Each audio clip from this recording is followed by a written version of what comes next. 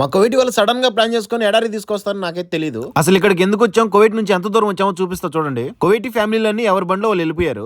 అక్కడికి వెళ్తున్నాం అని చెప్పేసి నాకు ఫస్ట్ చెప్పలేదన్నమాట. మా మేడం ఫోన్ చేసి పిల్లల సైకిల్ బండ్లో పెట్టుకుని అండలూసుకు వాళ్ళ చెల్లెల ఇంటికి వెళ్ళమనింది. అక్కడికి వెళ్ళి ఫోన్ చేస్తే వాళ్ళ పిల్లల సైకిల్ కూడా ఒక 3 ఇచ్చారు. మూసుకొని సైకిల్ ఎత్తుకొని నేను గమన పోకుండా వాటికి గాలి లేదని చెప్పా. సరే పెట్రోల్ బంక్ దగ్గరికి గాలి కొట్టుకొని ఎత్తుకోరా అని చెప్పింది. గాలి కొట్టించుకునే పిన్ వచ్చేసి ఆ ఫోక్స్ లో పట్టట్లేదు అనమాట. ఓన్లీ కార్లు కొట్టుకునే దానికి మాత్రం ఇక్కడ ఉంటది. నా సత విధాలా ట్రై చేసినా అదైతే గాలి ఎక్కలేదన్నమాట. కల్లి వల్లి వాళ్ళు తొక్కేదిలా పాడలేదని చెప్పేసి కార్లో వేసేసుకొని మా మేడం ఫోన్ కొట్టినా. మా మేడం ఒక లొకేషన్ పంపించి అక్కడికి రమ్మని చెప్పింది. ఓన్లీ సైకిల్ తీసుకోవడానికి 60 కిలోమీటర్లు 40 నిమిషాలు ఇప్పుడు జర్నీ చేయాలి. ప్రపంచంలోనే అతి పొడవాటి బ్రిడ్జ్ లో ఇది 4వ ప్లేస్ లో ఉందన్నమాట. ఇప్పుడు మనం దానిపైనే ప్రయాణం చేసుకుని ఇరాక్ బార్డర్ దగ్గరికి అయితే వెళ్తున్నాము. ఈ ఎడారి వచ్చేసి అబ్దుల్లీ దగ్గర సుబియా అనే ఏరియా అనమాట. కువైట్ వాళ్ళ పిల్లల కోసం ఏమైనా చేస్తారు.